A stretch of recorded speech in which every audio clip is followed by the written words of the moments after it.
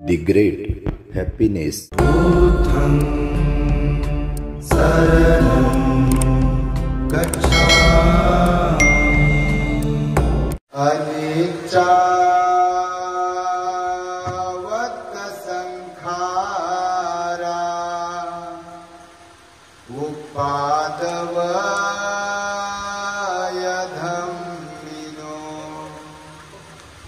उपजित्वा निरुद्धन्ते ते संरूप समो सुखो।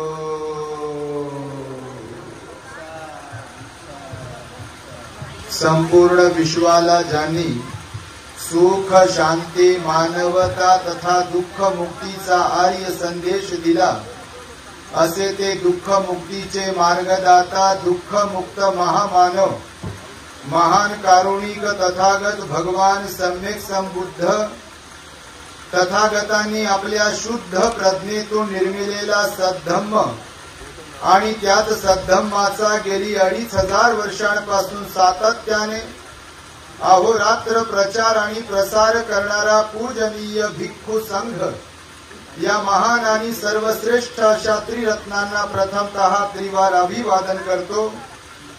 ज्यांच्या महान आणि असीम त्याग प्रभावामुळे आपल्याला जो हा अनमोल असा बुद्ध धम्म लाभला आणि ज्यांच्यामुळे आपल्याला हे एवढे मोठे वैभव प्राप्त झाले असे महान युग प्रवर्तक भारतीय राज्यघटनेचे शिल्पकार परमपूज्य बोधिसत्व डॉक्टर बाबासाहेब आंबेडकर या महान अशा रत्नाच्या धम्मक्रांतीमध्ये संपूर्ण जीवनाला समर्पित करून आज या महान मंगलमय आर्य उपोषथ दिनी आपल्या परभणी शहरातील हर्षनगर येथील श्रद्धावान धम्म उपासिका शीलाताई संजय डोळसे यांच्या निमंत्रणावरून त्यांच्या परिवारातील कालकथित आयुष्मान संजय रतन डोळसे यांच्या प्रथम स्मृती दिनाचे औचित्य साधून आम्हा भिक्खू संघास या ठिकाणी निमंत्रित केलेले आहे। तेव्हा या निमित्ताने आयोजक असलेला संपूर्ण श्रद्धावंत डोळसे परिवार त्यांचे नातेवाईक आप्तेष्ट पाहुणे मंडळी संपूर्ण हर्षनगर आणि आपल्या परभणीतील विविध नगरातून धम्मदेसना श्रवण करण्यासाठी या ठिकाणी उपस्थित असलेले आपण सर्व श्रद्धावान उपासक उपासिका बालक तथा बालिकांनो तद्वतच दी ग्रेट हॅपीनेस या आपल्या YouTube चॅनलचे सर्वच दर्शक सर्वप्रथम तुम्हा सर्वांच्या प्रती मंगल मैत्री सद्भावना व्यक्त करतो आणि आपणा सर्वांच्या दुःख मुक्ती करिता 26 वर्षांपूर्वी तथागत भगवान बुद्धांद्वारा शिकविलेल्या धम्मोपदेशास प्रारंभ करतो। आपण सर्वांनी आपल्या हित सुखाकरिता शांत एकाग्र आणि श्रद्धायुक्त चित्ताद्वारे या अनमोल बुद्धवाणीला आपल्या हित सुखाकरिता श्रवण करावे ग्रहण करावे। बऱ्याच दिवसांच्या निमंत्रणास अनुसरून श्रद्धावान धम्म उपासिका भगिनी शीलाताई संजय डोळसे यांनी आमच्याकडून आग्रहपूर्वक ही तारीख प्राप्त केली आणि या तारखेला भंतेजी आपण आमच्या परभणीमध्ये यावे, आम्हाला धम्मदेसना देऊन उपकृत करावे, आमच्या दानाचा स्वीकार करावा अशा प्रकारचा त्यांचा आग्रह त्यांची विनंती होती आणि त्यांच्या विनंतीस मान देऊन आज या ठिकाणी आम्ही उपस्थित आहोत। तेव्हा माझ्या समवेत इथे पूजनीय भिक्खू संघ मित्रजी त्याचबरोबर श्रावणेर धम्मदीप आणि श्रावणेर श्रद्धानंद त्याचबरोबर आमच्या सोबत आलेले धम्मसेवक कपिल सातदिवे आणि ठेकेदार राजू निकाळजे तथा आपण सर्वजण भगवान बुद्धांनी बघा मानवी जीवनाचा अर्थ या मानवी जीवनातील अनित्यता दुःख आणि अनात्म भाव अनेक ठिकाणी विशद केलेला आहे. त्यावरती मी थोडक्यात प्रकाश टाकण्याचा प्रयत्न करेल. तुम्ही एवढ्या मोठ्या संख्येने इथे उपस्थित आहात असं वाटत आहे जणू काही ही धम्म परिषद आहे. एकदा डोळसे परिवारासाठी, शिलाताई संजय डोळसे यांच्यासाठी आणि कालकथित संजय डोळसे यांच्यासाठी त्यांच्या या दानाचं साधुकाराने आपण अनुमोदन करावं आणि या परिवाराचं टाळ्यांच्या गजरांमध्ये स्वागतही करावं. कारण भगवान बुद्ध म्हणाले, बुद्धोपदेश बुद्धवाणी धम्म देसना जनमानसांपर्यंत पोहोचविण्यासाठी जे सहाय्यक बनत असतात ते महान पुण्यवान ठरत असतात. म्हणून भगवंताच्या काळात सुद्धा सार्वजनिक धम्मदेसनेचं काही लोक आयोजन करायचे आणि त्याचं पुण्य सर्वस्वी त्यांना जायचं आणि त्यामुळे आपण आज इथे उपस्थित आहात. भगवान बुद्धांनी बघा, आता मी मगाशी जी गाथा म्हणालो त्या गाथेमध्ये भगवान बुद्ध म्हणतात की हा संसार, हे जग अनित्य आहे. इथे नित्य शाश्वत काही नाही आहे. सर्व काही क्षणभंगूर आहे, सर्व काही परिवर्तनशील आहे, सर्वांमध्ये बदल होणार आहे. एकाच अवस्थेत कायम स्वरूपी इथे काही राहणार नाही आहे. ना आपलं शरीर, ना आपली श्रीमंती, ना आपलं धन किंवा अजून काय काय. तसं पाहिलं तर चार गोष्टी त्या कायमस्वरूपी आपल्याकडे राहत नाहीत किंवा आपल्याला साथ देत नाहीत असं भगवंताने सांगितलं आहे. त्यापैकी एक तर चार गोष्टींवरती आपला मालकी हक्क आपण कायम गाजवू शकत नाही. त्यापैकी एक आहे वेळ. लक्षात ठेवा, वेळ थांबवू शकत नाही आपण. त्या वेळेवर मालकी हक्क गाजवू शकत नाही. वेळेला म्हणू शकत नाही की माझ्याच हातात वेळ आहे मग वेळ थांबवतो, घड्याळाच्या काट्याला धरून मी थांबवतो असं नाही म्हणू शकत आपण. म्हणून वेळ आपल्याला साथ देऊ शकत नाही, वेळेला आपण थांबवू शकत नाही. म्हणून वेळ ही बदलते. त्यामुळे भगवान बुद्ध म्हणाले, वेळ, सत्ता, संपत्ती आणि शरीर या चारवर आपला मालकी हक्क चालत नाही. चालतो काय? आता बघा 1:30 वाजत आहे. उदाहरणाने सांगतो तुम्ही काय काय असाल. काय काय म्हणजे बापा, जगात जर्मनी भारतात परभणी आहे. म्हणजे तुम्ही काय काय असाल, फार शिकले सवरलेले असाल, श्रीमंत असाल, बुद्धिवादी असाल, डिग्र्या घेतलेले असाल, फार ताकदवर असाल, अजून काय काय असाल. पण आता 1:30 वाजलाय आणि मी या विश्वाला थांबवतो, सूर्याला जागेवरच उभं करतो असं कोणी म्हणेल तर त्याला वेड्यात काढतील की नाही लोक. आणि कोणाच्यानं थांबेल काय? सूर्य थांबतो काय? चंद्र कोणी थांबवेल काय? थांबू शकत नाही. म्हणून वेळ कोणी थांबवू शकत नाही. वेळेवर कोणाचा मालकी हक्क नाही आहे आणि म्हणून वेळ ही बदलत राहते. आणि त्यामुळे भगवंताने सांगितलं की वेळेवर कोणाचा मालकी हक्क चालत नाही. एक दुसरी गोष्ट, ज्या संपत्तीला लोक आपली आपली म्हणतात, मी असो तुम्ही असो कोणी असो, ज्या संपत्तीला आपण मी आणि माझं म्हणतो की ही संपत्ती माझी आहे, संपत्ती माझी आहे, भगवंत म्हणाले एक दिवस येतो ज्या संपत्तीला आपण चिपकू राहिलेले असतो. आपल्यात खिशात राहिली पाहिजे, आपल्यात घरात राहिली पाहिजे, माझ्यात हातात राहिली पाहिजे, कारभार माझ्याकडेच असला पाहिजे. मी मरायला टेकलो तरी सुनबाईकडे कारभार गेला नाही पाहिजे, मुलाकडे कारभार गेला नाही पाहिजे असं ज्यांना कुणाला वाटते.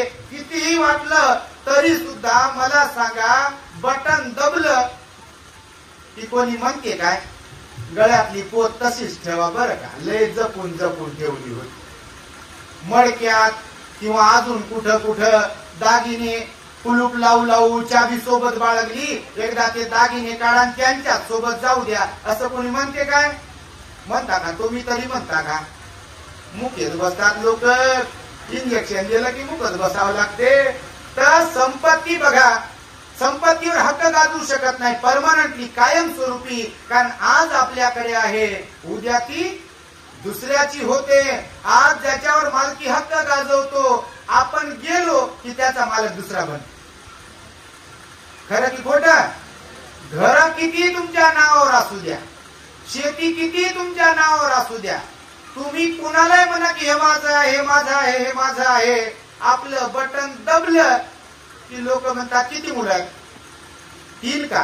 करा मग वाटे, करा मग हिस्से, आणि मग त्यातला अर्धा अर्धा. आता मला सांगा, आपल्या आजोबाकडे 100 एकर जर जमीन होती आपल्या पंजोबाकडे किंवा त्यांच्या पंजोबाकडे, तर आज ज्यांच्याकडे तेव्हा 100 एकर होती त्यांच्या मुलांकडे आता 1 एकर नसते. कारण हिस्से होतात ना, वाटण्या होतात, बदल होतो. म्हणून भगवंताने सांगितला की आपला संपत्तीवर सुद्धा मालकी हक्क कायमस्वरूपी नसतो. आज आपल्याकडे ती संपत्ती आहे, उद्या दुसऱ्याची होऊ शकते. आज आपण श्रीमंत आहे, उद्या गरीब होऊ शकतो, आणि गरीब असलेले सुद्धा श्रीमंत होतात. आपल्याकडे ज्या नोटा येतात ना, तुमच्या खिशात नोटा असतील, पॉकेटमध्ये नोटा असतील किंवा कॉईन असतील ना, आता कंपनीत तयार झाल्या आपल्याकडे येते का? ते येते का? मळकटलेल्या नोटा, त्याला काय काय लावलेलं, काही नोटावर तर लय काय लिहिलेलं असते बापा. कालच एक नोट पाहिली बघा, कार्यक्रमामध्ये कोण दान दिलं काय माहित नाही हो, रेखाचे साहेब, त्या नोटेवर भलतच काहीतरी लिहिलं होतं बघा. मी म्हटलं बाबा माझ्याकडे कशाला आली असेल नोट, आता कोणाला देऊन त्याला कुठं शोधू मी? ते नाव लिहिलं होतं त्यांच्यावर काहीतरी त्या नोटेवरती बघा. अशी नोट होती, 100 रुपयाची नोट होती, त्याच्यावर लिहिलं होतं, ती जुनी नोट हिरवी 100 रुपयाची, आणि त्याच्यावर काहीतरी लिहिलं होतं. तर ती मळकटलेली नोटा मळकटलेली असतात बघा. याचा अर्थ असा आहे की आज आपल्याकडे जी नोट आहे, आज आपल्याकडे जी बंदी आहेत, कॉईन आहे, ती कितीतरी लोकांकडून फिरून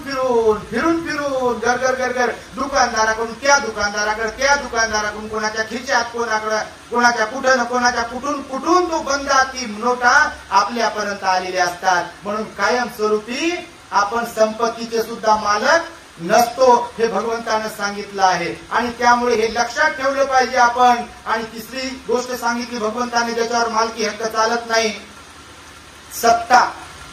आता निवडणूक आहेत बघा, तुमच्याकडे असतील निवडणुका आहेत की नाही बाबा? प्रचार लय जोरात सुरू आहे, तुमच्याकडे पण सगळीकडे सुरू आहे.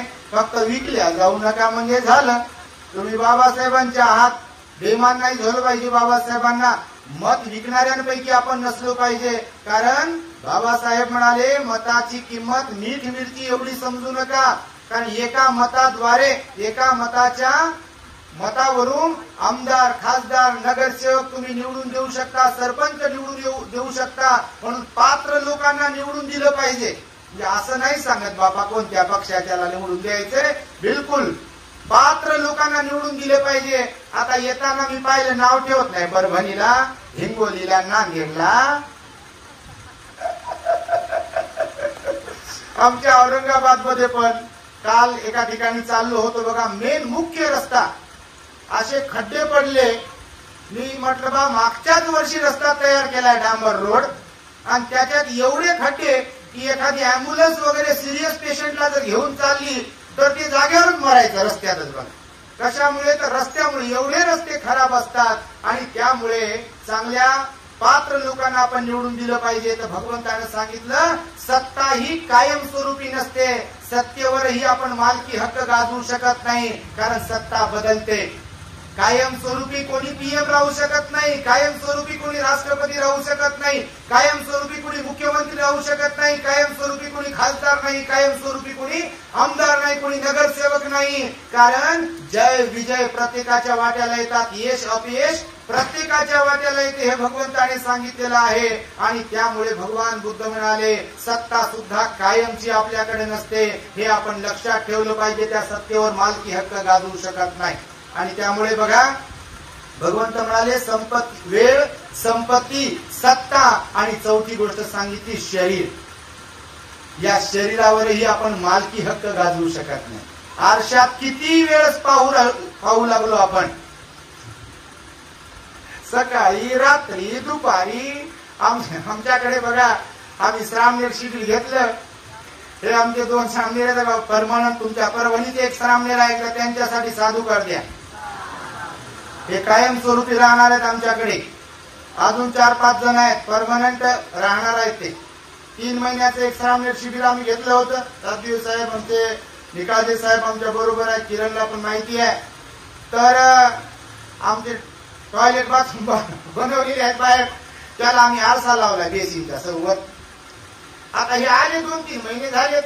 एक 10 दिवसाचं शिबिर होतं.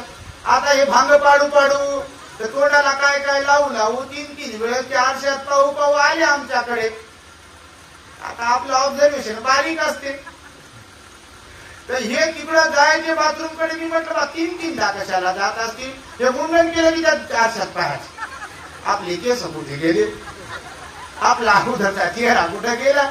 आणि त्यामुळे भगवंताने सांगितलं बघा, शरीरावरही आपण मालकी हक्क गाजवू शकत नाही. आज आपले नाक, कान, डोळे, त्वचा, जीभ हे जरी व्यवस्थित वाटत असेल तारुण्यामुळे किंवा कुमार वय असल्या कारणाने, परंतु एकदा 40 ओलांडली की आपण किती जपण्याचा प्रयत्न केला आणि काही राखोंडी लावण्याचा जरी प्रयत्न केला, राख कोळसा काय काही लावा याला बापा. हे आमचे भंतेजी म्हणे, भंतेजी मी गोरं पडण्यासाठी लय काय काय लावलं. मी म्हटलं बा, निसर्गतः जसं सौंदर्य प्राप्त झालंय त्याला काही जरी लावलं तर काही फरक पडेल का. समजा गोरचे गोरं कोणीतरी आहे आणि त्यानं सांगितलं मला काळं बनायचं, त्यानं जर डांबर लावलं तर काय काळं होईल का माणूस. ते डांबर काढून टाकले की जशी त्वचा होती तशीच राहते. आणि त्यामुळे भगवान बुद्धांनी सांगितलं की 40 ओलांडल्यानंतर वृद्धाप काळात प्रारंभ होत असतो आपला, आणि त्यानुसार मग सुरकुत्या पडायला सुरुवात होते. कान आपले लूज पडतात, हे नाकही आपलं वेगळं बनते, डोळे खोल खोल जातात, हे काळे घोड केस तुम्ही किती पॉलिश लावा बापा. इथं बसलेल्या माझ्या काही आया, माझे काही बाबा, माझे काही भाऊ आणि बहिणी लयच काळे भोर डोके दिसत आहेत कोणाकोणाचे. आईनं जन्म दिला तेव्हा तर एवढे काळे नव्हते डोके, आताच कसे झाले. तर मला सांगा, तुम्ही जगातली कोणतीही पॉलिश लावा, त्या पॉलिशची एक लिमिट आहे, एक मर्यादा आहे. किती दिवस चालते आम्हाला काय माहित नाही, पण 8 दिवस, 15 दिवस, महिनाभर, 5-6 महिने चालत असेल आणि नंतर जैसे थे मग अर्धे पांढरे ना अर्धे काळे, वरचे काळे खालून पांढरे उगवतात बघा. तर ही सत्यता आहे भगवंतानं सांगितलेली. भगवान बुद्ध म्हणाले की हे शरीर सुद्धा, या शरीरावर सुद्धा मालकी हक्क गाजवू शकत नाही आपण, बिलकुल नाही. बुद्ध असो, अरहंत असो, बोधिसत्व असो, संत असो, महापुरुष असो, धर्मगुरू असो, ग्रहस्थ असो, गरीब असो, श्रीमंत असो, या शरीरावर सुद्धा मालकी हक्क गाजवू शकत नाही. ठराविक वेळी आपले दात पडायचे असतील तर या जगात कोणतंच औषध नाही की दात पडायचे थांबतील म्हणून. आहे का औषध? आहे का? बिलकुल नाही आहे. केस पांढरे होण्यापासून थांबू शकत नाही, दात पडण्यापासून थांबू शकत नाही, नैसर्गिकरित्या बहिरेपणा येण्यापासून आपण त्याला थांबवू शकत नाही. म्हातारपणामुळे कंबर वाकणे, गुडघे दुखणे याला परमनंट कायमस्वरूपी आपण थांबवू शकत नाही. स्मृती भ्रंश म्हातारपणात होतो, त्यालाही आपण थांबवू शकत नाही. आणि म्हणून भगवंत म्हणाले शरीरावर सुद्धा कायमस्वरूपी मालकी हक्क गाजवू शकत नाही. या शरीरामध्ये अनेक रोग असतात, कोणता रोग कधी येईल हेही सांगता येत नाही. म्हणून शरीर जरी वरवर करणी वाटत असेल आपलंच आहे, पण त्याला मालकी हक्क गाजवून त्याच्यावर आपण म्हणू शकत नाही. ताप आली नाही पाहिजे बरं, तुला सांगतो मी, तुला लय सजवतो बापा, लय कपडे भारी भारी घालतो, दागिने घालतो आणि तुला काय काय देतो खायला, पण ताप नाही आली पाहिजे. मी फ्रीज मधलं दही जरी खाल्लं तरी मला सर्दी झाली नाही पाहिजे. आंबट चिंबट जरी खाल्लं तर तब्येत नाही बिघडली पाहिजे. समजा आपण असं म्हणालो तर ते ऐकते का आपलं? ऐकते का? ऐकू शकत नाही. आणि म्हणून भगवान म्हणाले वरवर करणी जरी हे शरीर आपलं वाटत असेल तरी सुद्धा ते आपलं ऐकत नाही. बघा डोळसे साहेबांच्या बद्दल मला ताईने सांगितलं, परिवाराने सांगितलं, सुरेश दुधडे त्यांनी मला फोन केला होता की असं असं झालं, म्हणजे चालता बोलता गेले ते. बघा मागच्या वर्षी मला वाटतं ऑक्टोबर मध्येच कार्यक्रम झाला, 7 तारखेला कार्यक्रम इथे कुठे इथंच झाला होता. असंच कुठं तुडुंब गर्दी होती बापा, अशीच गर्दी होती, भरपूर गर्दी होती, मोठा कार्यक्रम झाला होता. आणि त्या कार्यक्रमामध्ये ते होते तेव्हा, त्यानंतर मग त्यांचा मृत्यू झाला बघा चालता बोलता. परंतु डोळसेताई अत्यंत श्रद्धावान आहेत, धार्मिक आहेत, सिलवान आहेत. त्या येताना ते कोण होतं माहित नाही, त्यांचे नातेवाईक होते की काय होते. ते म्हणे भंतेजी यांचा पूर्ण परिवार, जावई, मुलं मुली काय जे असतील त्यांच्यामध्ये फार चांगलं परिवर्तन झालं. धम्मदेशना ऐकू ऐकू, बुद्धाची वाणी ऐकू ऐकू आणि समजा परभणीत राहून कोणी उरसाला जात असतील आपले लोक, तुम्ही नाही बापा, तुमच्यासारखं तर कोणीच नाही, म्हणून तर इथं आले तुम्ही एवढ्या मोठ्या संख्येनं. पण समजा हुकून चुकून कोणी कंदोरीला आणि कोणी उरसाला आणि कोणी कुठं कुठं आकाश पाळण्यात बसायला जात असेल तर ते म्हणाले, ते सांगत होते की यांना जर समजलं तर ते यांना लयच घाबरतात. नाही, मी आमच्या भंतीला लगेच म्हणालो, भंतेजी बघा, आपण जर पात्र असेल तर आपल्याला तोंड राहते बोलाय, पण आपलीच गाडी हुकली असेल तर कोणत्या तोंडानं सांगा. मी नेहमी सासा सुनांना नेहमी सांगत असतो, त्या माझ्या आयाच आहेत, बहिणीच आहेत, आपण आपली पात्रता तयार केली पाहिजे. सासू तेव्हाच सुनेला समजून सांगेल जेव्हा स्वतःमध्ये ती पात्र असेल. सुनही तेव्हाच आपल्या नणंदला, आपल्या भाऊजाईला समजून सांगेल की आईला व्यवस्थित सांभाळ, बाबांना व्यवस्थित सांभाळ, जेव्हा ती स्वतः इकडं तिच्या सासू-सासऱ्यांना सांभाळत असेल. परंतु आठवं आश्चर्य आपल्या देशातलं, मी नेहमी सांगतो की एक स्त्री दुसऱ्या स्त्रीचा द्वेष करते प्रचंड प्रमाणामध्ये. एक स्त्री दुसऱ्या स्त्रीला समजून घेत नाही, एक स्त्री दुसऱ्या स्त्रीला पाण्यात पाहते, एक स्त्री दुसऱ्या स्त्रीचा छळ करते. विशेष म्हणजे तिकडे तिच्या आई वडिलांना तिच्या भावजाईनं व्यवस्थित सांभाळावं, भावानं तिच्या आई वडिलांची सेवा करावी, ही एक अपेक्षा कोरडी. आणि जिकडे राहते तिकडं सासू सासऱ्यांचा अपमान करणं, त्यांना अन्न पाण्याविना ठेवणं, त्यांना परेशान करणं, इकडे आपल्या नंदीला त्रास देणं, आणि तिकडे सांगते आपल्या भाऊजाईला आई वडिलांची सेवा कर बरं, चांगलं राहा बरं. तर मला सांगा तुम्ही की जर इकडे आपण परिपक्व नसेल, पात्र नसेल, तर खरंच आपल्याला तोंड राहते का तिकडे सांगायला.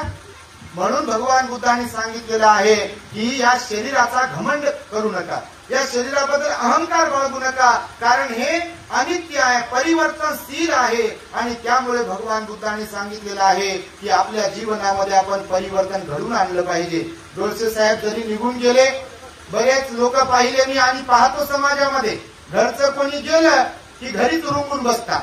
त्या दुःखाचं गाठोडं बांधू बांधू, त्याची गाठ पक्की मारू मारू रडायचं पडायचं दुःख करायचं, रडायचं पडायचं दुःख करायचं आणि त्यातच राहायचं. पण त्यांच्यापैकी आमच्या भगिनी शिलाताई डोळसे नाही आहेत, त्यांनी बुद्धाची वाणी ऐकून स्वतःला सावरलं, स्वतःचं दुःख त्यांनी दूर करण्याचा प्रयत्न केला, त्यांनी पटाचारा ऐकली आणि त्यांनी स्वतःला समजवलं. मी म्हणतो प्रत्येक स्त्रीने स्वतःला समजवलं पाहिजे. दुःखामध्ये, संकटामध्ये आपण हिम्मतवान असलो पाहिजे, धैर्यवान असलो पाहिजे, कारण भगवंताचं वचन आहे, गेलेली व्यक्ती आपल्या रडण्यानं, आपल्या दुःख केल्यानं, आपल्या नाराजीनं परत येऊ शकत नाही. जोपर्यंत आपल्या सोबत आपली माणसं आहेत, म्हणून तोपर्यंत त्यांना प्रेम द्यायला शिका, त्यांची सेवा करायला शिका, त्यांच्याशी प्रेमाने बोलत राहा, त्यांना वेळ देत राहा. कारण एकदा आपली माणसं निघून गेली, सोडून गेली की मग त्या रडण्याला काय अर्थ, मग बुंदी नुकती करण्याला काय अर्थ, मग पंक्ती उठवण्याला काय अर्थ. भगवान म्हणाले जिवंतपणे, मृत्यूनंतर तर सन्मान कराच. हे तर पुण्य डोळसे साहेबांसाठी आहेच आहे, कारण त्यांच्या सुगतीसाठी सुद्धा पुण्य करायला सांगितलं भगवंतानं. मरणोपरांत आपल्या घरातील मृत व्यक्तीच्या स्मरणार्थ आपण पुण्यकर्म केलं पाहिजे म्हणाले भगवान बुद्ध. आणि त्यानुसार बघा डोळसे ताईने त्या आमच्याकडे आल्या, नेहमी येतात, भरपूर त्यांच्या बरोबर महिला पण येतात. आणि आताच त्यांनी बघा आम्ही जे कार्य हाताशी घेतलाय, आपल्या दी ग्रेट हॅपीनेस या युट्यूब चॅनलच्या माध्यमातून म्हाताऱ्या भिकूंसाठी, आजारी भिकूंसाठी भिक्खू निवासाचे काम, त्याचबरोबर चॅरिटी हॉस्पिटलचं काम आहे, मेडिटेशन सेंटरचं काम आहे, ते आम्ही आता नव्याने हाती घेतलाय. आणि जेव्हा आमचा संकल्प, आमचा उद्देश शिलाताई डोळसे यांनी ऐकला, तेव्हा त्यांनी विचार केला मनोमन की माझे मालक तर गेले, पण त्यांच्या स्मृतीप्रित्यर्थ त्यांच्या नावाने एक पुण्यकर्म म्हणून बुद्ध शासनाच्या वृद्धीसाठी भिक्षू संघाच्या सेवेसाठी आणि बाबासाहेबांना अभिप्रेत असलेला आदर्श बौद्ध समाज निर्माण करण्यासाठी मी काही सहाय्य करू शकतो का, मी काही मदत करू शकतो का, पुण्य संपादित करू शकतो का, हा विचार त्यांनी मनामध्ये बाळगला आणि त्यांनी संकल्प केला दान देण्याचा. आणि कालकथित संजय रतन डोळसे यांच्या स्मृती प्रीत्यर्थ आम्हाला त्यांनी एक भिक्खू निवास दान देण्याचा सम्यक संकल्प केलेला आहे. एकदा आपण सर्वांनी साधुकार द्यावा, कारण हे पुण्य आहे. भगवान बुद्ध म्हणाले भिक्खू निवास दान देणं किंवा धम्म प्रचारार्थ दान देणं, धम्म देसनेचं आयोजन करणं ही फार मोठी गोष्ट आहे. म्हणून ह्या 4 गोष्टी आपण लक्षात ठेवाव्यात. कोणत्या? एक तर वेळ, त्या वेळेवर आपली मालकी नाहीये. दुसरी गोष्ट सत्ता, सत्ता कायमस्वरूपी आपल्याकडे राहत नाही, त्याच्यावर आपला मालकी हक्क नाहीये. तिसरी गोष्ट कोणती सांगितली? संपत्ती, संपत्तीवर कायमस्वरूपी आपला मालकी हक्क नाही. आणि चौथी गोष्ट सांगितली आपलं हे शरीर कधी आपल्याला आपली साथ सोडेल हे सांगता येत नाही. बघा, आईच्या गर्भात असताना बाळ मरतात, तुम्ही अनुभवता, तुम्ही ग्रहस्थ आहात. नुकतंच जन्मलेलं बाळही जाते. अगदी कुमार वयामध्ये, अगदी तारुण्यामध्ये, मध्य वयामध्ये, म्हातारपणामध्ये जर्जर झाल्यावरही लोकांना मरावं लागतं. आपणही त्यांच्यापैकी एक बनतो आणि बनणार आहोत. असं काही नाही की गेलेलेच लोक गेले, आपल्यापैकी कायमस्वरूपी इथे कोणी राहणार नाहीये. फक्त काळ, वेळ, परिस्थिती वेगवेगळी असते, परंतु मृत्यू प्रत्येकाच्या वाट्याला आहे. मृत्यू कुणाला, कुठे, कधी आणि कसा येईल हे सांगता येत नाही म्हणाले भगवान बुद्ध. परंतु मृत्यू हा अटळ आहे. जीवन अनिश्चित आहे, परंतु मृत्यू अटळ आहे, निश्चित आहे. हे भगवंताचं वचन आहे आणि त्या भगवंताच्या वचनाला आपण जागलो पाहिजे. रठपाल भंतीजीला उपदेश करताना भगवंताने सांगितलं, जग हे परिवर्तनशील आहे, जग हे अनित्य आहे. या जगामध्ये बदल होत असतो. मालकी हक्क कशावरही आपण गाजवू नये. या दुःखातून आपल्याला मुक्त होता आलं पाहिजे. त्यासाठी दान पुण्य, शील पालन आणि ध्यान करत राहिलो पाहिजे, कारण जीवन आपल्या हातात नाही आहे. म्हणून अहंकार बाळगता कामा नये. सत्ता, संपत्तीचा आणि या शरीराचा पण अहंकार बाळगता कामा नये, कारण जर अहंकार बाळगला तर त्या अहंकारामध्ये आपण धुंदीमध्ये जीवन जगतो, स्वतःलाच विसरतो आणि एक दिवस आपण मरणाला कारणीभूत ठरत असतो. तुम्ही पटाचाराची कथा ऐकली असेल. पटाचारीच्या जीवनामध्ये सुद्धा एकाच दिवशी तिचा पती सर्पदंशाने मरतो. एकाच दिवशी तिचं 1-1.5 वर्षाचं, 2 वर्षाचं झालेलं बाळ पुराच्या पाण्यात वाहून जाते. आत्ता जन्मलेलं बाळ,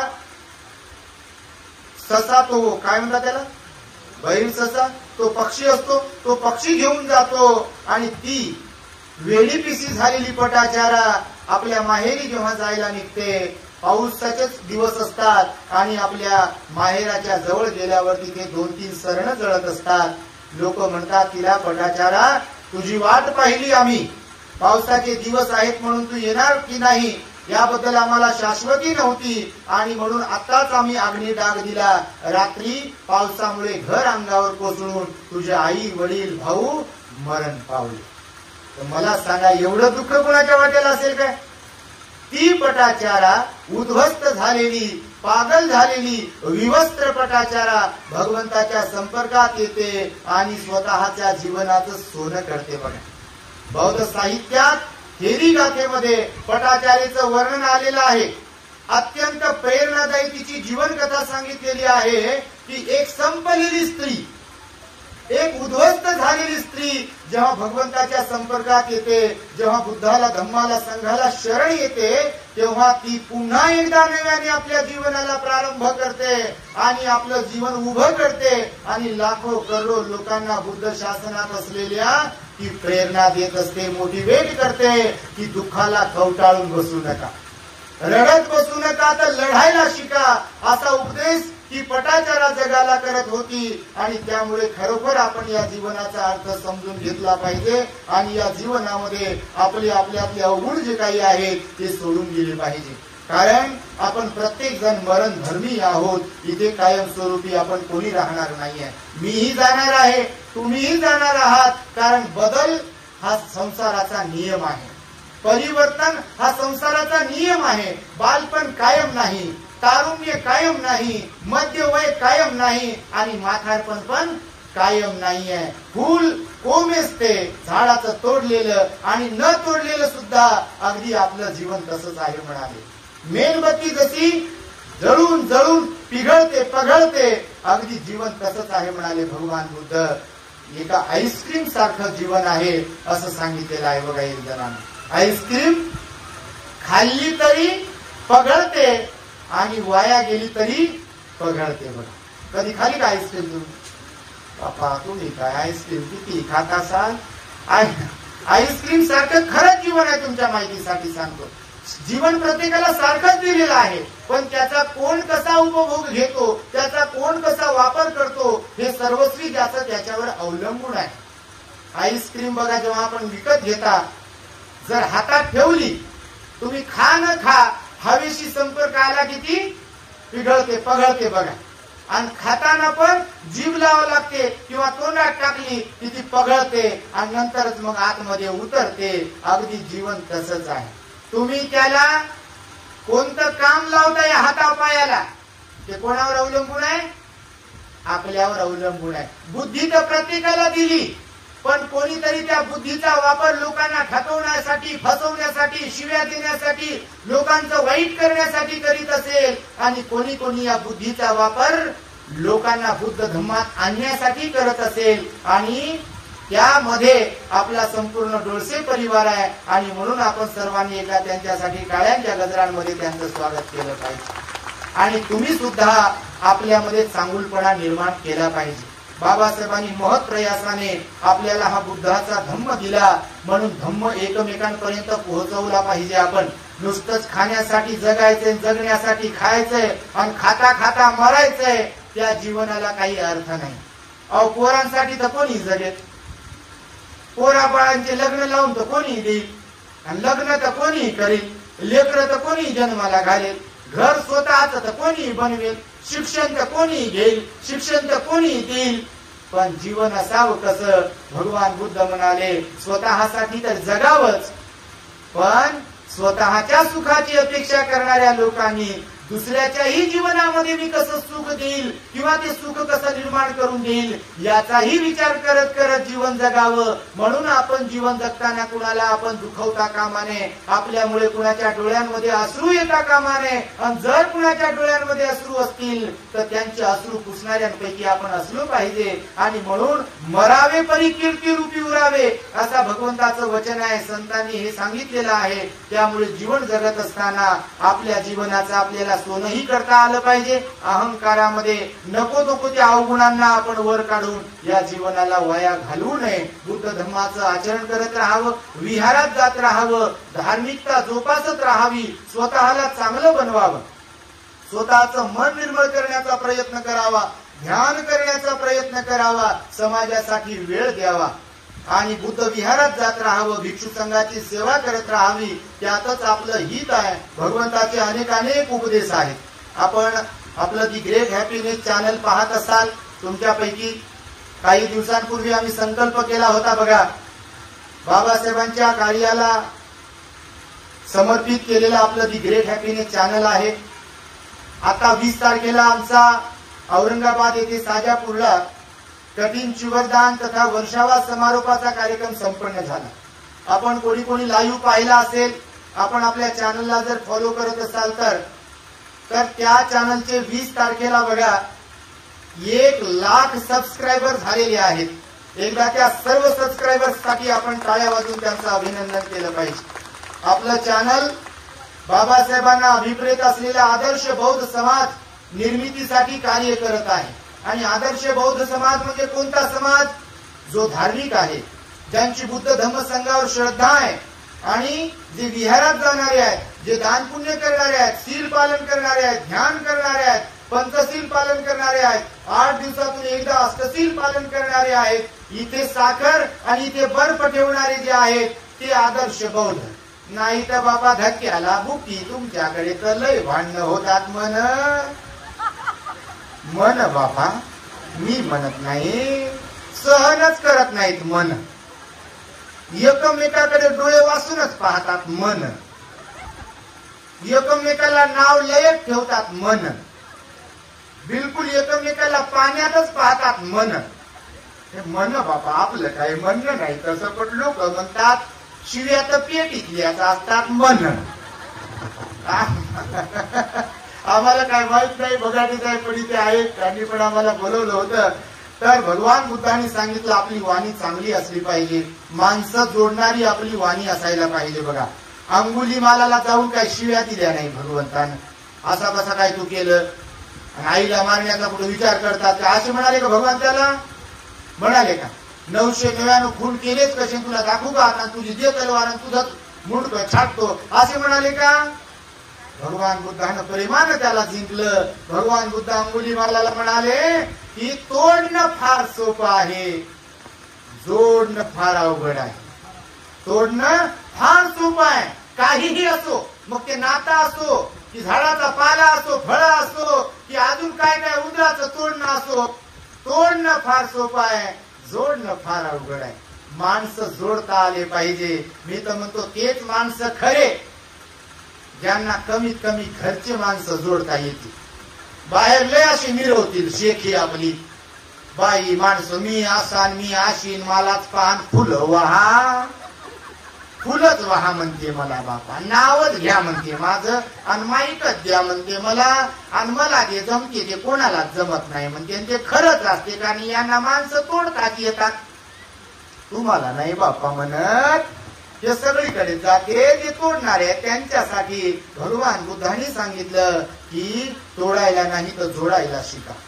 घरची माणसं असो की बाहेरची माणसं असो जोडता आली पाहिजे. मी नेहमी सांगतो त्यासाठी इकडे साखर आणि इकडे बर्फ ठेवायला शिका, तर आपण जिंकू शकतो लोकांना. मग ते आपल्या घरचे असो की बाहेरचे असतो, त्यासाठी आपण श्रद्धावान असलो पाहिजे, शीलवान असलो पाहिजे, गुणवान असलो पाहिजे आणि त्यातच आपलं हित आहे. आणि त्यामुळे बघा भगवान बुद्धांनी सांगितलेले अनेक उपदेश आपल्या चॅनलवरती आहेत. आपण सर्वांनी आपल्या चॅनलला फॉलो केलं पाहिजे. तुमच्याकडे आता मोबाईल कोणाकोणाकडे आहेत?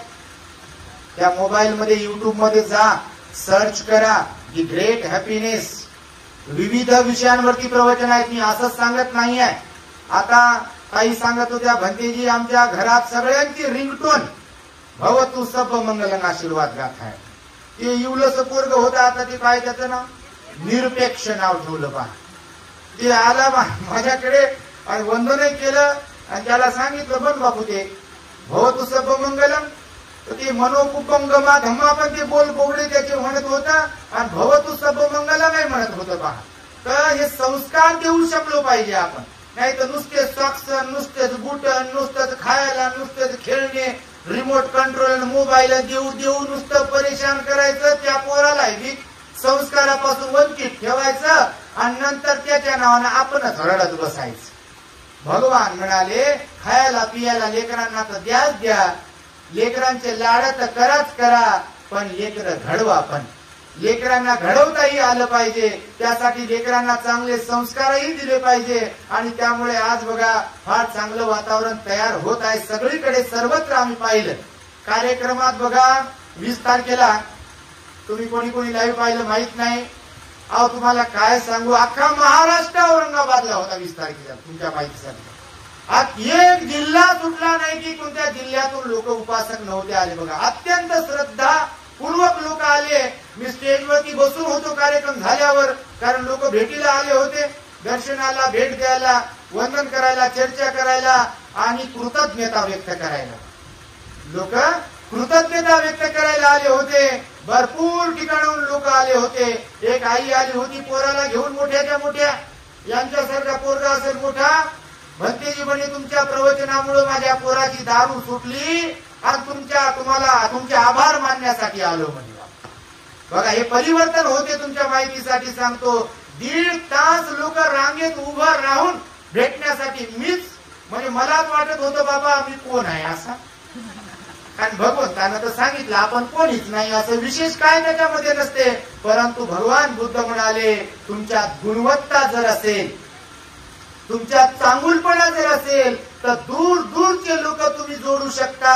पण तुमच्यामध्ये जर खोट असेल, तुमच्यामध्ये जर वाईटपणा असेल, तुमचं तोंड जर गोड नसेल, तुमच्यामध्ये दुसऱ्याला हिणवणं, दुसऱ्यांना त्रास देणं, दुसऱ्यांना फसवणं, दुसऱ्यांना ठकवणं, दुसऱ्याचा द्वेष करणं, दुसऱ्याचा मत्सर करणं, दुसऱ्याचा संशय करणं, असे अवगुण जर असतील तर घरचे लोक म्हणतात कधी जाते काय माहित बापा, त्याचा अकाउंट नंबर लागत नसेल, हिचा अकाउंट नंबर लागत नसेल, मनातल्या मनात म्हणतात लोक, नाही तर आम्हाला बोलवून दाखवतात, तुम्हाला म्हणत नसतील लोक तसे, पण खरंच काही ठिकाणी लोक उपगुण गेलेली असतात आपल्याच माणसाने.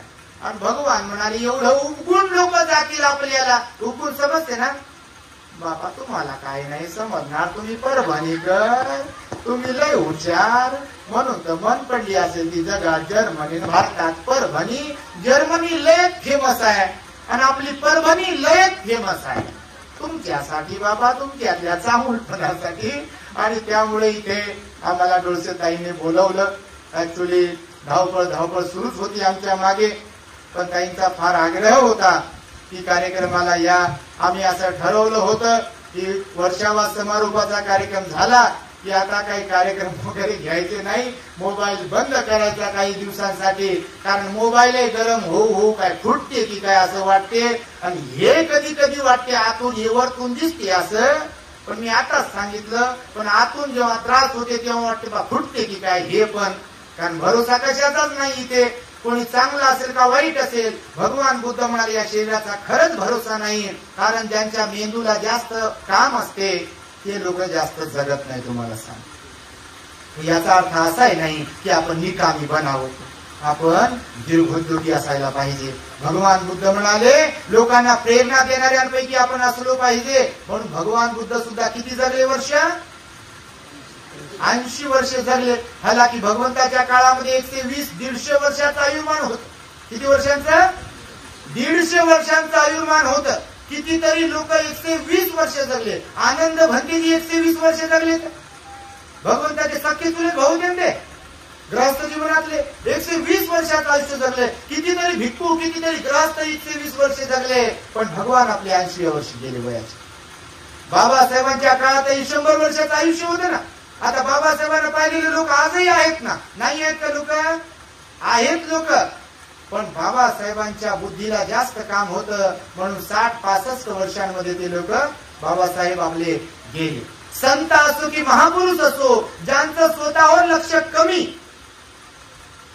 आणि दुसऱ्यांवर लक्ष जास्त असते, म्हणजे कोणत्या बाबतीत, काम करण्याच्या बाबतीत, ते लोक लवकर जातात बघा. म्हणजे बहुतेक लोक काही अपवाद वगळतात. आणि म्हणून भगवान बुद्धांनी सुद्धा सांगितलं स्वतःसाठी पण जगा आणि इतरांच्या साठी पण जगा. दुसऱ्यांचं दुःख आपल्याला दूर करता आलं पाहिजे, दुसऱ्यांच्या हित सुखासाठी आपल्याला झटता आलं पाहिजे, त्यांच्यासाठी खपता आलं पाहिजे. आणि म्हणून एवढी मोठी जय्यत तयारी बघा, जणू काही एखादी धम्म परिषद आहे की काय, एवढी तुडुंब गर्दी डोळसे परिवाराने डोळसेताईने इथे जमा केली. आणि तुम्ही सुद्धा वेगवेगळ्या ठिकाणावरून आलात. मला वाटतं आंबेजोगाईवरून सुद्धा एका आमच्या भगिनीनं हरियाणावरून फोन केला सकाळी, हरियाणा स्टेट राज्य, त्यांची लेख तिकडे आहे, आई इथं आलेल्या असतील आंबेजोगाईच्या, आणि त्यांचे बंधू. त्यामुळे भंतेजी तुम्ही परभणीला येत आहे, आम्ही आमच्या आईला आणि भावाला पाठवत आहे कार्यक्रमासाठी, तर एवढ्या लांबूनही काही लोक आलेले आहेत. तेव्हा निश्चितपणे ही श्रद्धा अशी कायमस्वरूपी आपल्याकडे राहिली पाहिजे आणि आपल्या जीवनाचं आपण सोनं करून घेतलं पाहिजे. यासाठी म्हणून तुम्हाला सर्वांना हा छोटासा उपदेश मी देत आहे. निश्चितपणे आपण या बुद्धाच्या वाणीच्या द्वारे प्रेरित व्हाल, प्रेरणा घ्याल आणि आपल्या जीवनाला एक चांगलं वळण लावाल, जीवनामध्ये परिवर्तन करून घ्याल. कारण आपण मरणधर्मी असल्या कारणाने जन्म गावावरून निघालो तर आपण मरण गावला. मरण्याच्या अगोदर स्वतःला चांगलं बनवता आलं पाहिजे. कारण एकदा गेलो की विषय संपते, आपलं बटन दबलं की सर्व काही इथंच ना आपण स्मशानात. तोंडात एक मणी घाला म्हणतात, पानाच्या विड्यात, नाही तर कापूस ठेवा म्हणतात नाकात आणि तोंडात, आणि बांधा म्हणतात असं, हाते बांधा म्हणतात असे, आणि पाये बांधा म्हणतात. विषय संपते आपला. काय राहते का, कोणी म्हणते का लय चांगले होते बाबा 7-8 दिवस ठेवा, म्हणते का कोणी, म्हणता का तुम्ही, कोण कशाला म्हणेल काही नसते, सगळं काही खोटं आहे म्हणाले भगवान बुद्ध. तसं काही सर्व काही बरोबर करणे म्हणजे याचा अर्थ कोणाला दूषण देतो, नाव ठेवतो असं नाही आहे. पण हकीकत जीवनाची अशीच आहे. श्वास थांबला की लोक म्हणतात उचला म्हणतात, वास सुटते म्हणतात, आता लवकर उचला, लवकर आंघोळ घाला, लवकर गाडी ठेवा, लवकर स्मशानात घेऊन जा. आणि काही काही तर बाबा लय लांबच उभे राहतात. तुम्ही नसाल राहत, पण काही काही लोक आम्ही पाहतो ना, अंतिम संस्काराला जातो तर एखाद्या एरियातले लोक पाहिले की काही काही लोक असे लांब उभे राहतात. जणू काय ते उठून भूत बनून लागते की काय त्यांना, ते काय रिकाम आहे का लागायला भूत बनून. पण काही काही लोकांना आता ते ज्यांनी त्रास दिलेला असते ते घाबरतात. ते घरचे असो का बाहेरचे असो, ज्यांनी त्रास दिलाय, मग सासूला जर त्रास दिला असेल सुनेनं तर विचारूच नका. मग कोणी कोणाला त्रास दिला असेल जिवंतपणामध्ये तर त्यांना वाटते बाबा आता काही खरं नाही, भूत बनून मला लागते की काय. आणि मग ते मनोमनच असा विचार करते, मला लागते की काय, भूत लागते. हकीकत मध्ये भूतही नाही काहीच नाही. पण जशी आपली मानसिकता असते, जसा आपण विचार करतो तसं बरोबर आपल्या बरोबर घडते. आणि मग दचकते, झोपेतून दचकून उठते, मग दचकू उठते. मग ते स्वप्न पडत आहे, कारण ते बर्डन असते ना मनावरती. आणि त्यामुळे भगवंताने सांगितलं की जिवंतपणामध्ये सर्वांशी प्रेमाने राहा, प्रेमाने वागा, माणसं जोडा, एकमेकांशी प्रेमाने वागून एकमेकांना जोडण्याचा प्रयत्न करा. आणि त्यामुळे डोळसे परिवाराने आम्हाला इथे बोलावलं, हा सन्मान केला. आणि म्हणून आपण एवढ्या मोठ्या संख्येने या ठिकाणी आलात. मी अधिक बोलणार नाही आहे, माझ्या शब्दांना इथे मी पूर्ण विराम देतो आहे. भवतो सब मंगलम रक्षन्तु सब देवता सब बुद्धानुभावेन सदा सुखी भवन्तु ते. भवतु सब मंगलम रक्षन्तु सब देवता सब धम्मानुभावेन सदा सुखी भवन्तु ते. भवतु सब मंगलम रक्षन्तु सब देवता सब संघानुभावेन सदा सुखी भवन्तु ते.